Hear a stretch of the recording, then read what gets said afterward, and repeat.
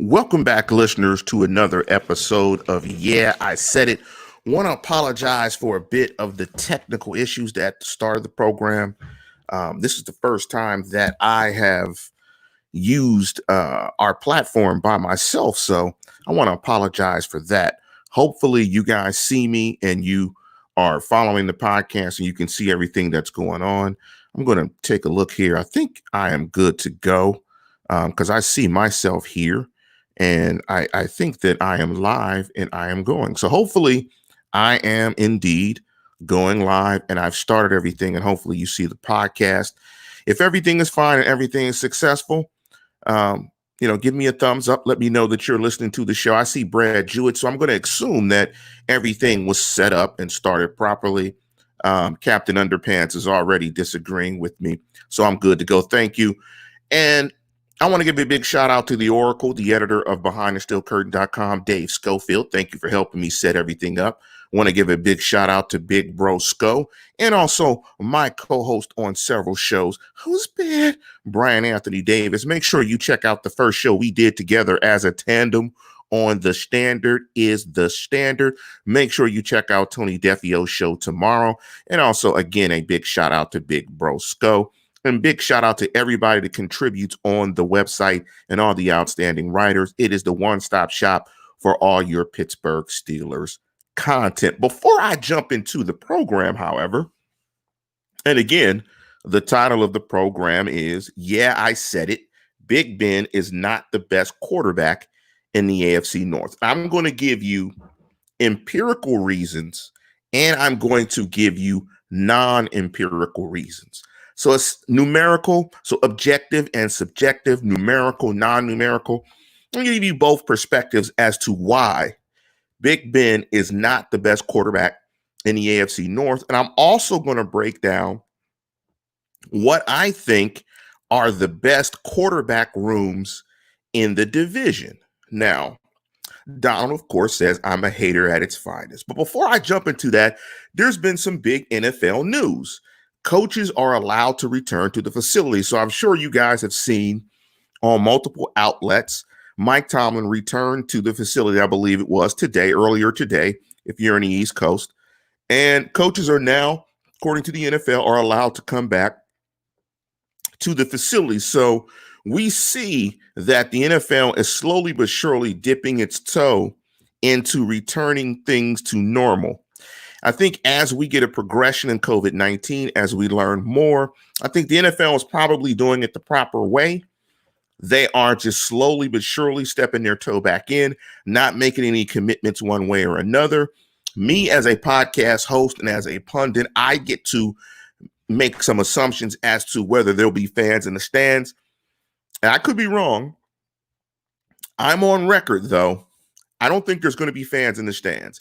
And if there are fans in the stands next year, I think it'll be towards the back half of the year, probably from week 8 or game 8 on, or late in the fall when there is possibly a vaccine. Now, I know people have their issues with vaccinations and their effectiveness, but I think the NFL is going to be conservative in its approach in bringing fans back as to not try to manage the public health issue involved with having that many people into a building to watch a football game. But I think it's a positive step that coaches are back.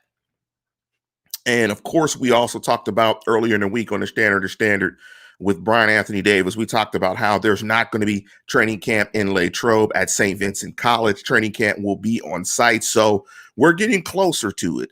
There's definitely going to be football in the fall. The only question I think remaining is, will there be fans in the stands? I think the other big question that I wanted to briefly discuss before I jump into my question of the topic of the show of, yeah, I said it, is Big Ben is not the best quarterback in the AFC North.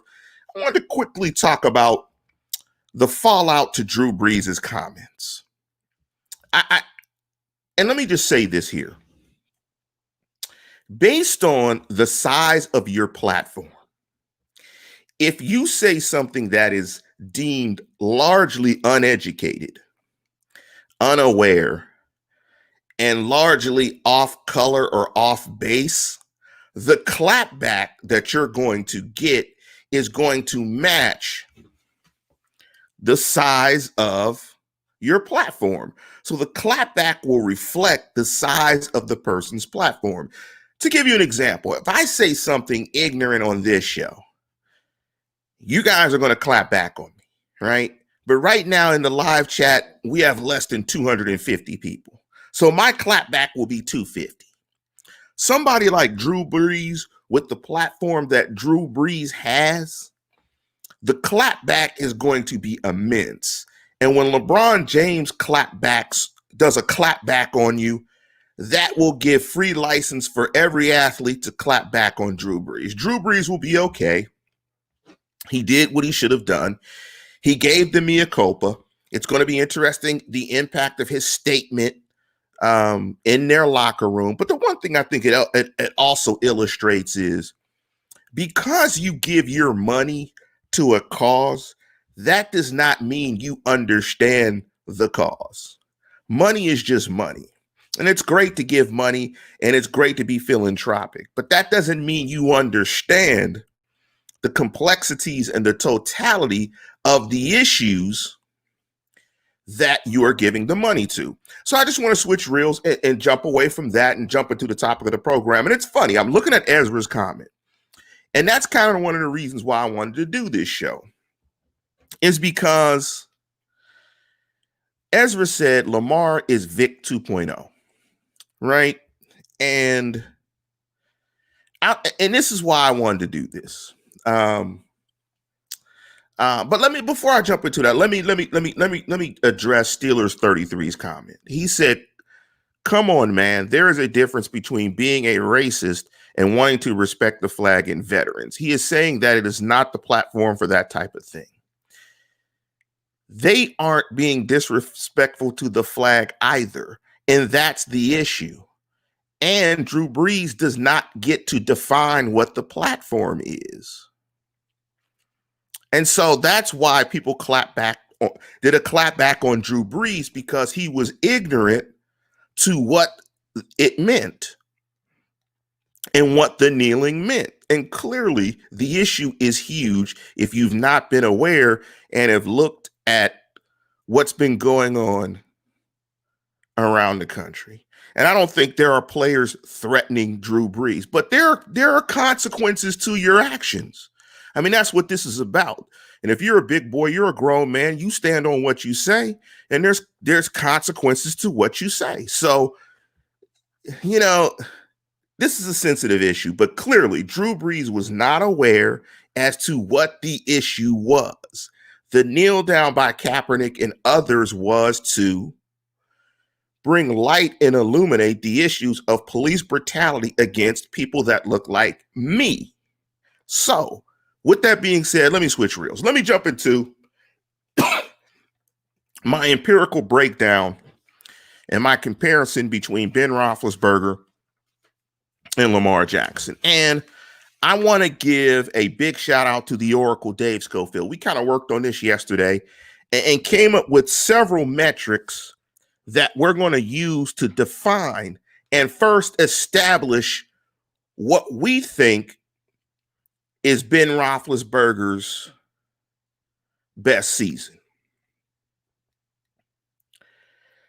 The metrics are as follows: quarterback rating, average yards gained, adjusted yards per pass attempt, interception percentage, TD percentage, and adjusted net yards per pass attempt. I think the description of those are pretty self-explanatory, but adjusted yards gained per pass attempt, yards per pass attempt is often used as a metric to predict games and predict the impact of the quarterback play in games. So if you have a quarterback with a high yards per attempt, more than likely you're going to win the football game, because let's say if your yards per attempt is maybe about 15, or 15 is extremely high, but let's say it's close to 10, whereas another team's it's low, like around 3.5, say 4 or 5, you're dinking and dunking in comparison to a team that's making big impacts in the passing game. So that's the difference there. In terms of quarterback rating, we all know what quarterback rating is, right? We all know what quarterback ratings are. And so let me jump into Donald Nolan's point. Selective stats to improve your argument sounds like professional sports analyst. Well, that's what I am. I'm a professional sports analyst. I hope that's why you guys tune into the program. And it's not selective. We are, and me and Dave picked what we thought were the best set of stats to measure performance. And most people think rating is important, yards gained per attempt, and it's adjusted, interception percentage, the percentage of times you were intercepted when attempting a pass. We all agree about the impact of turnovers and how turnovers impact the game. Me and Jeff, when we were doing shows together, we talked ad nauseum about the impact of Ben Roethlisberger turning over the football in the red zone a couple of years ago in the 2018 season, about how much that impacted the Steelers season and wins and losses. So the other stat is TD percentage. That's the percentage of TDs thrown when attempting to pass. So what do you want? I mean, if you want a high number of percentage of passes to lead into touchdowns. We know the importance of scoring, and we know the importance of touchdowns and the impact of scoring on games. So that's an important stat. And last but not least, the adjusted net yards per pass attempt. So we felt that these 5 things were the most important stats. Now, I was going to just take rating or QBR, but Dave convinced me to add more metrics to try to give a more well-rounded statistical perspective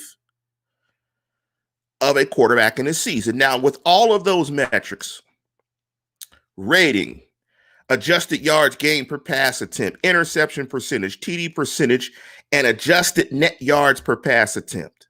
So those 5 different things, Dave and I came up and we concluded that Ben Roethlisberger's best season was 2014. And the reason we came to the conclusion that Ben Roethlisberger's best season was 2014 because in rating, adjusted yards gained per pass attempt, interception percentage, TD percentage, and adjusted net yards per pass attempt, the 2014 season showed up in 4 of those 5 stats. The only stat where the 2014 season did not show up was TD percentage. So because that stat showed up in all 5 of those, we deemed that to be Ben Roethlisberger's best statistical season. And this is where the empirical comparison comes into play between Big Ben and Lamar Jackson. Is I wanted to take what I thought, or what Dave and I thought was Ben Roethlisberger's best season, and compare it to Lamar Jackson's MVP season. Now, I'm going to add one more metric to this when doing the comparison, just to illustrate just how good a season Lamar Jackson had, and why it is overwhelmingly the case why Lamar Jackson is the best quarterback in the division. It's not even close at this point. Now, in terms of TD passes, in that year, Ben Roethlisberger in 2014 threw 32 touchdown passes to Lamar Jackson's 36. So Lamar Jackson had an edge in touchdown passes. Now, when you look at the difference between attempts between Big Ben in 2014 and Lamar Jackson in 2019, that's where you see the big discrepancy in TD percentage. Ben Roethlisberger, in what we've deemed his best year, threw the ball 608 times to Lamar Jackson's 401. He threw it 207 more times and produced 4 fewer touchdown passes. So the TD percentage between Big Ben and Lamar Jackson and Lamar's MVP season and what we're considering Big Ben's best season is 5.3 to 9. Now, in terms of interceptions and interception percentage, in that year of Big Ben's best year, 2014, he threw 9 interceptions, which is incredible given the attempts. So his interception percentage was 1.5. Lamar threw 6 interceptions. His interception percentage was 1.5. So they're even there. You can surmise that if Lamar threw the ball another 200 times, his interceptions would go up, but They're both at 1.5. Now, when you look at adjusted yards gained per pass attempt, Lamar Jackson has the advantage, 8.9 to 8.5. You look at quarterback rating, Lamar Jackson's quarterback rating last year was 113. Ben Roethlisberger in 2014, it was 103.3. And let me scroll down here and take a look at a couple more numbers here. And I think the last number that I want to point out is, and that's adjusted net yards per pass attempt. Lamar was 8.19 to Ben Roethlisberger's 7.82. So when you look across the 5 metrics, rating, adjusted yards gained per pass attempt, interception percentage, TD percentage, and adjusted net yards per pass attempt, only in terms of interception percentage are they tied. Lamar Jackson is better in all of those statistics. And this is better than what we consider Ben Roethlisberger's best season of his career. And so I say all this to say, Lamar Jackson is the best quarterback in the AFC North. Lamar Jackson is the best quarterback clearly in the division. Now, I asked my brother, and this is going to be in the non-empirical stuff. I'll throw that in there because I asked my brother a question. And I'll ask you guys the question in the live chat. And of course, the N is small for Lamar. But we're not comparing careers. We're comparing the now. We're comparing 2020 because what you did 7 years ago has no bearing, especially when you talk about injury. But I'm going to pose this question in the live chat. What quarterback currently starting in the National Football League would you take over Lamar Jackson? Let me give you a couple more stats when it comes to Lamar Jackson over his first 16 career starts. He has more wins than Patrick Mahomes, 13-12. He's had more rushing yards than LaDainian Tomlinson, 1,258 to 1,236. His passer rating of 94.4 is higher than Tom Brady's 90.1. His yards per attempt of 7.6 is better than Aaron Rodgers, and his completion percentage of 63% is better than Drew Brees' 61%. What I'm trying to say, and I hope it's very clear, is Lamar Jackson is a hell of a football player. And the one thing I'm not going to do is I'm not going to hate on a dude because a dude is a good player. I'm not going to do that.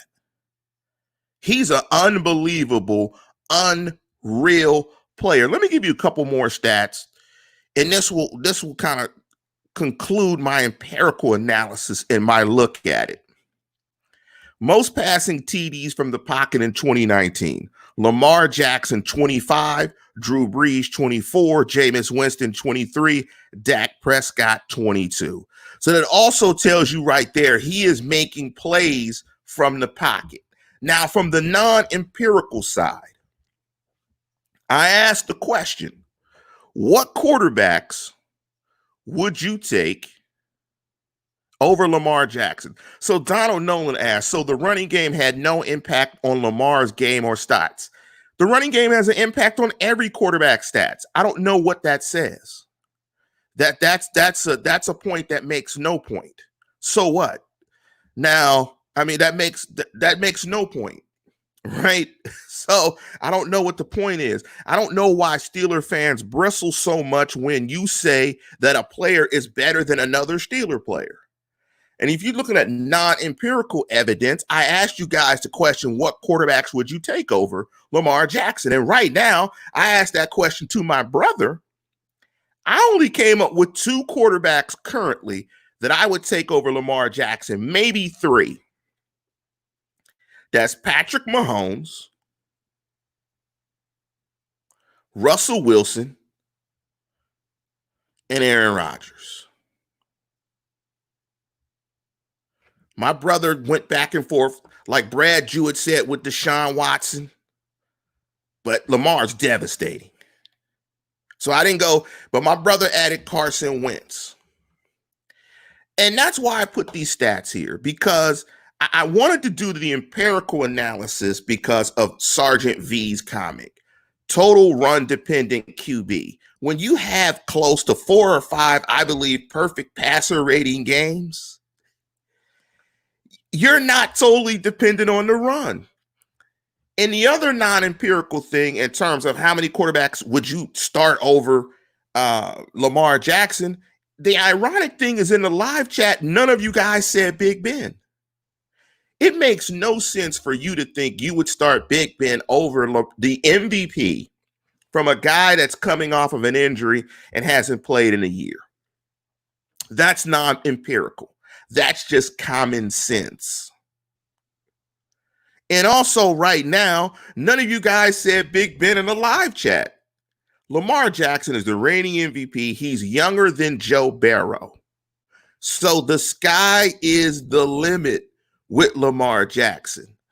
Did you guys see the growth between year 1 and year 2? So right now, it is clear as day. The best quarterback in the AFC North is Lamar Jackson, and it is not close.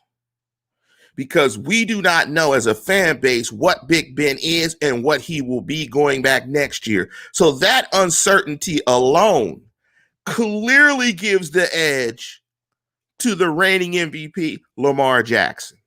Clearly, there's no question. I mean, Lamar did some stuff last year that I've never seen, and I'm older than most of you guys. It was like watching Randall Cunningham on steroids.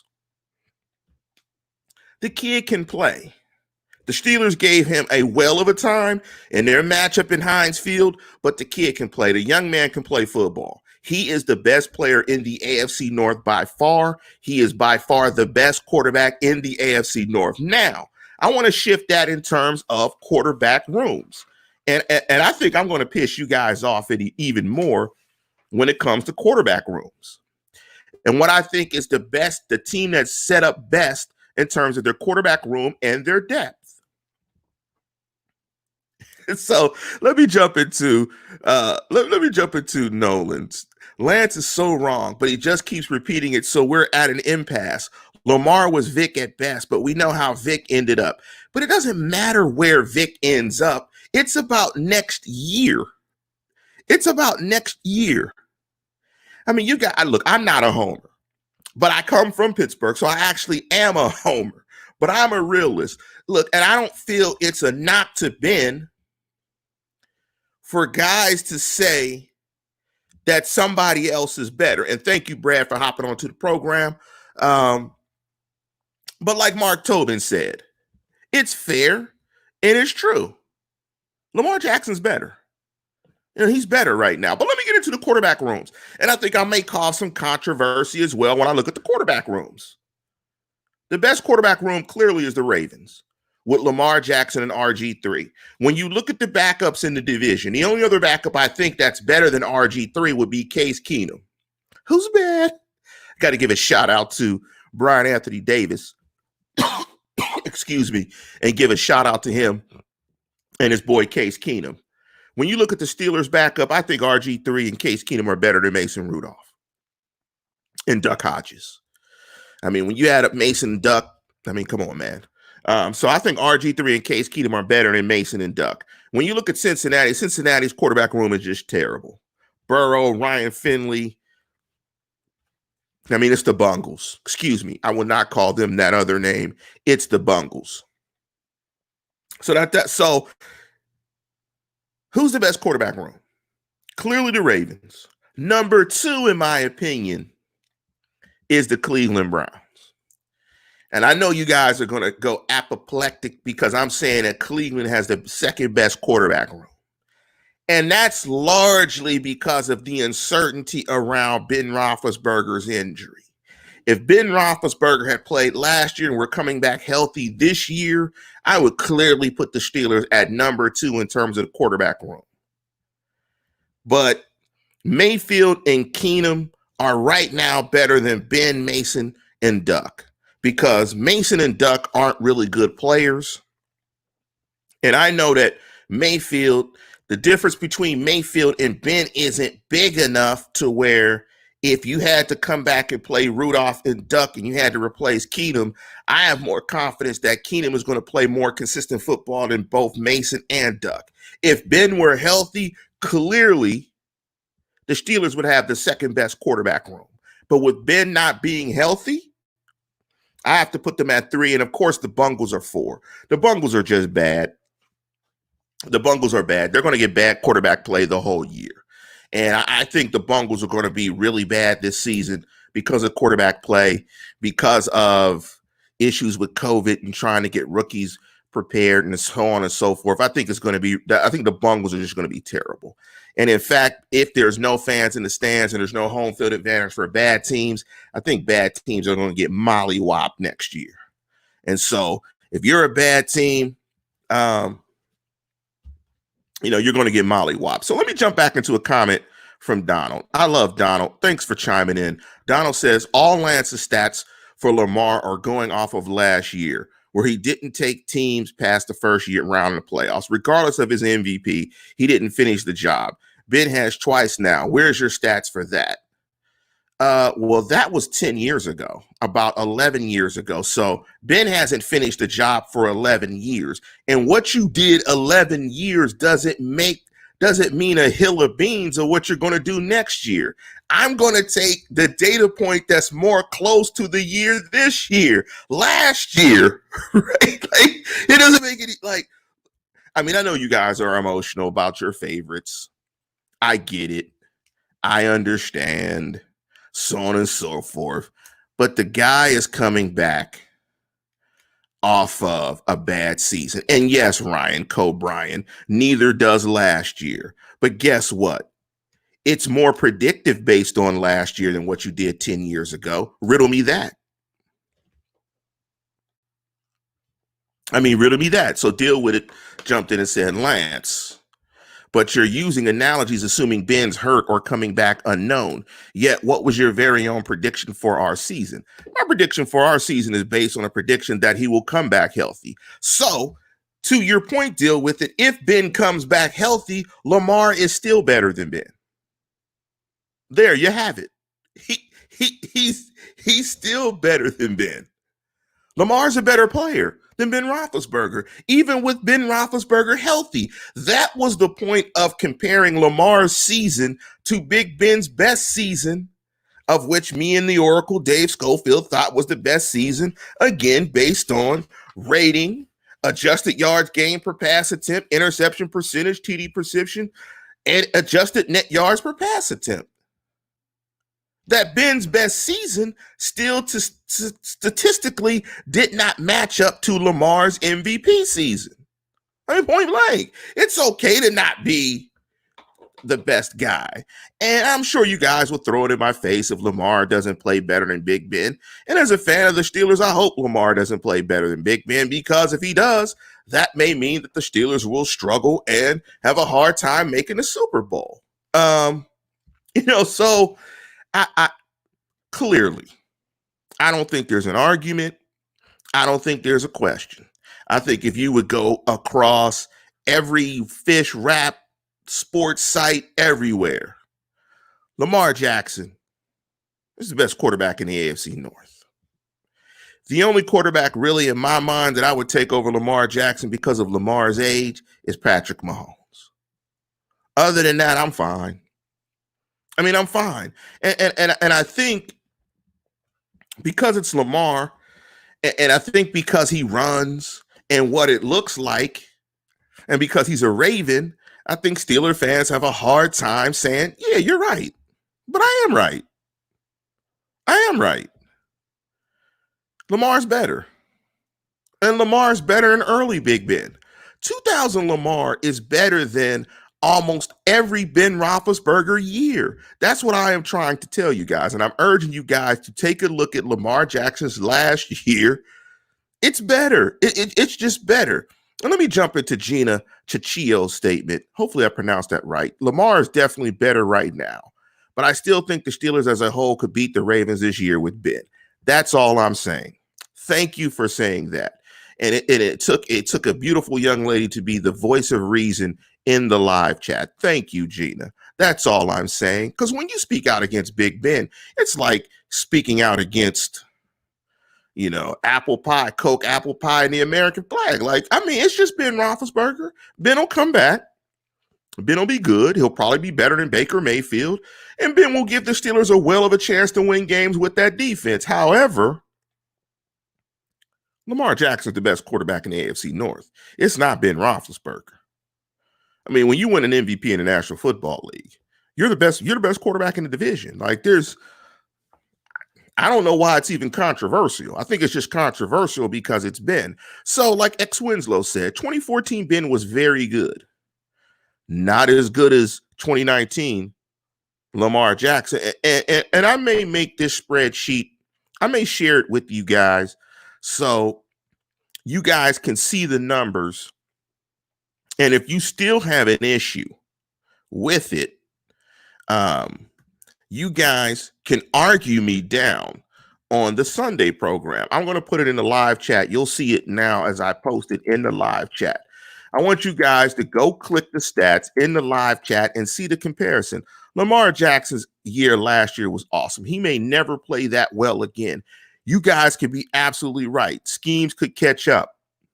But he's a fantastic athlete, and he's a fantastic player, and the Ravens are a very good team, and the Steelers are going to have to be on their P's and Q's next year if they want to compete for a Super Bowl. But with their defense, Ben Roethlisberger coming back, presuming he's healthy and he's okay, I would adjust the quarterback room to number 2 behind Lamar Jackson and RG3.